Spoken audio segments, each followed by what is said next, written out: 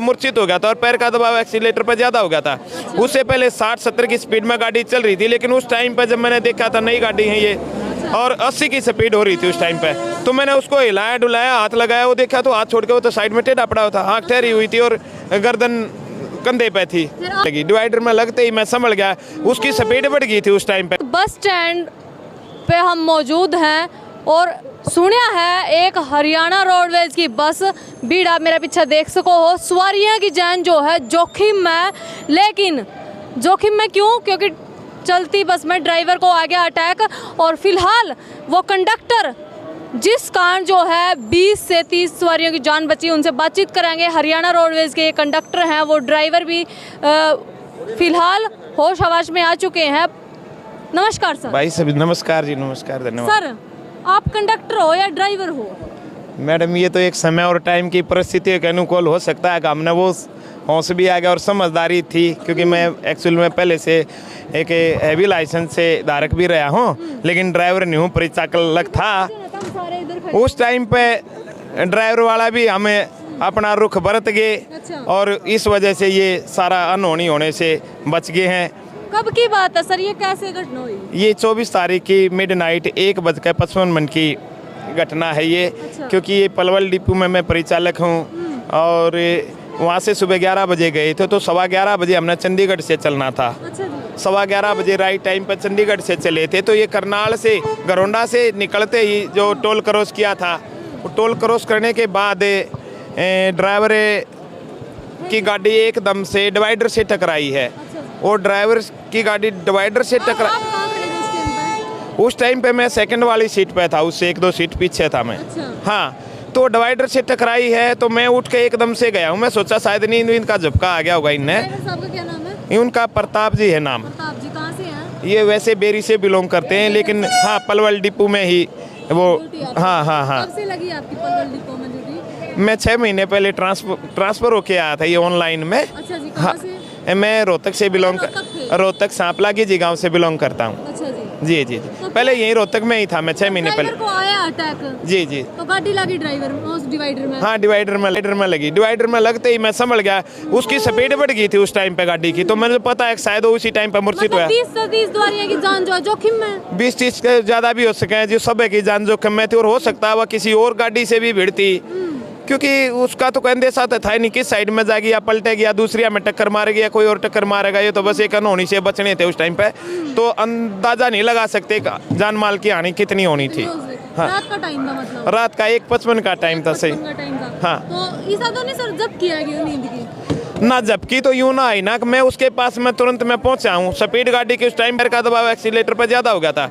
उससे पहले 60-70 की स्पीड में गाड़ी चल रही थी, लेकिन उस टाइम पर जब मैंने देखा था नई गाड़ी है ये और 80 की स्पीड हो रही थी उस टाइम पे, तो मैंने उसको हिलाया डुलाया, हाथ लगाया, वो देखा तो हाथ छोड़ के वो तो साइड में टेढ़ा पड़ा हुआ था, आँख ठहरी हुई थी और गर्दन कंधे पे थी। फिर आपने संभाला स्टीयरिंग? वो उसको तो छोड़ा, मैंने तो स्टीयरिंग संभाल लिया उस टाइम पे। अच्छा। तो स्टीयरिंग संभालते बस यूं 3 किलोमीटर चल गया, क्योंकि उससे पहले मैंने पैर घुसाने की कोशिश की स्टीयरिंग को संभाले। आपने पहले कभी गाड़ी चलाई थी? हाँ, गाड़ी चलाई थी, लेकिन इतनी बड़ी गाड़ी नहीं चलाई थी मैंने।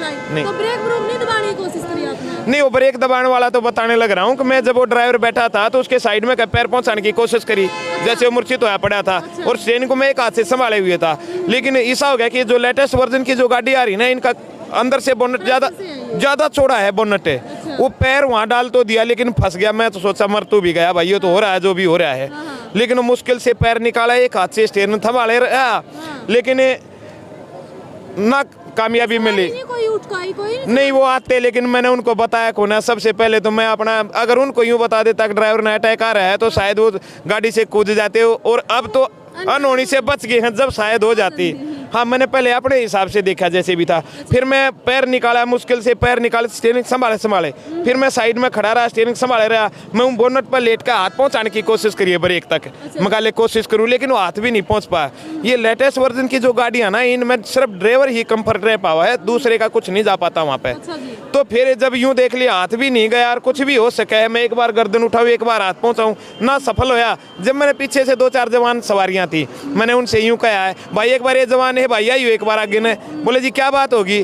बोले मैं बोला भाई इस ड्राइवर को थोड़ी सी दिक्कत सी, एक बार थोड़ा सा हाथ लगवाओ, इसने सीट पर से उठाओ। तो उन्होंने हल्के हल्के से हाथ लगाए। मैं उनसे बोला नज़दीक आ लिया, मैं बोला जल्दी से खींच दो ना, हम और मारे जावांगे।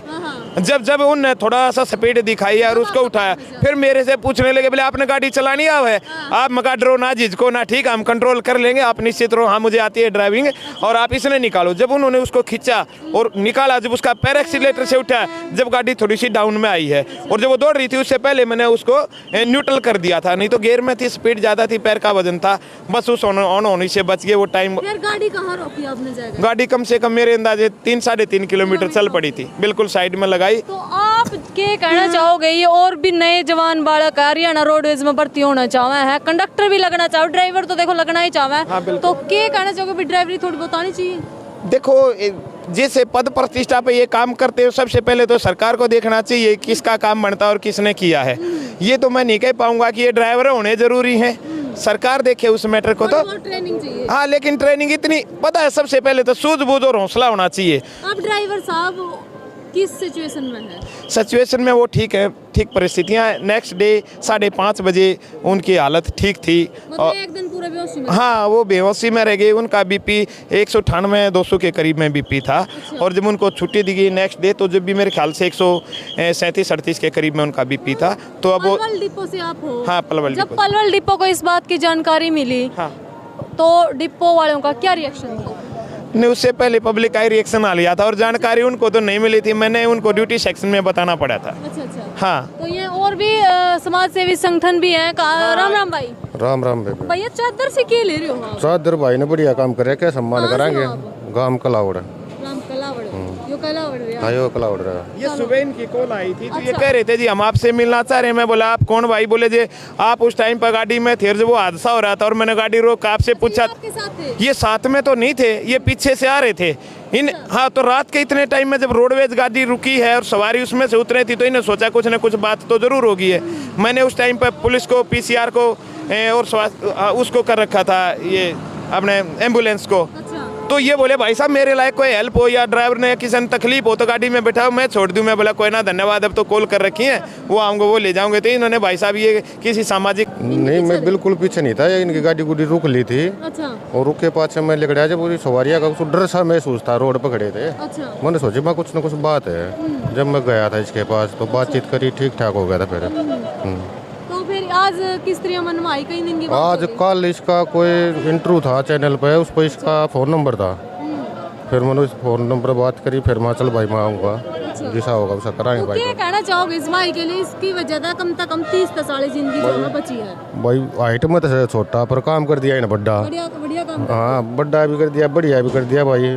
बहुत बहुत धन्यवाद तेरा भाई, इसे काम सबके क्रम में ना होते। बिल्कुल भाई, जो यू मान सम्मान। एक बार चादर देखो, ये बहुत बढ़िया लोई है, बहुत फाइन फैब्रिक की है, अच्छी है, न्यू नहीं सिर्फ दिखा हुआ खतर नाम खतर। तो ये भाई साहब इनका सम्मान कर रहे हैं। तो कहीं न कहीं जब कोई अच्छा काम कर रहा है, देखो न्यू कह कर रहा है, इन चीज़ों तक कोई धन नहीं बनता अपना, लेकिन एक मन में बिल्कुल इनके मन में जो भावना थी, एक सम्मान की जो भावना थी, उसके आधार पे इन्होंने मेरा सम्मान किया और मैं भाई का तहे दिल से धन्यवाद करता हूँ और शुक्रिया अदा करता हूँ। अच्छा, जब इस तरह से मान सम्मान हुआ तो कैसा लगा? देखो ये काम हमने कोई इनाम के लिए और सम्मान के लिए तो नहीं किया था। एक हिसाब से तो मैं एक गवर्नमेंट सर्वेंट होने के नाते और एक इंसानियत के नाते मेरा फर्ज बनता था और शायद मैंने वो अपनी ड्यूटी बखूबी निभाई है और जिम्मेवारी निभाई है। और उसके बाद में जो भी बातें हुई हैं, तो ये सभी के जो संदेश, शुभ संदेश मिले हैं, हमारा हालचाल जी न जाना है, तो मन थोड़ा भी और भी उत्साहित होता है कि भाई भगवान ना करे ऐसा कोई घटना घटे, लेकिन भविष्य में अगर ऐसा कोई आता है तो हम जान की बाजी लगा देंगे और भी हौसले और हिम्मत से काम करेंगे। बहुत बहुत धन्यवाद भाई। आप भी कमेंट बॉक्स में अपनी राय जरूर देना, इस वीडियो ज़्यादा ज़्यादा शेयर कर दियो। कंडक्टर के लिए एक कमेंट जरूर कमेंट बॉक्स में देना भाई।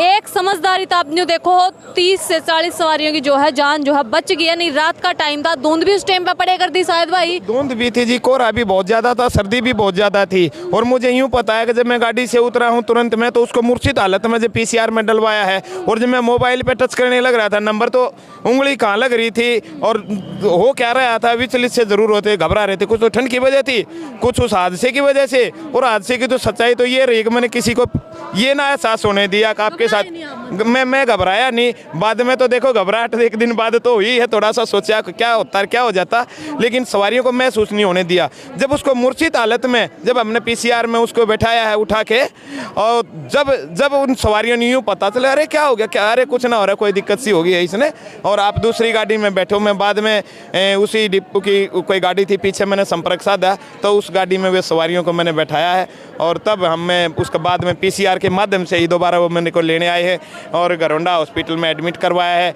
शुक्रिया अदा उनका करूँगा, स्वास्थ्य विभाग का, पुलिस वालों का, और उसके बाद में आप जैसे पत्रकार बंधुवरों का, जिसने सबसे पहले हालचाल जाना है हमारा, और हॉस्पिटल में वो आए थे।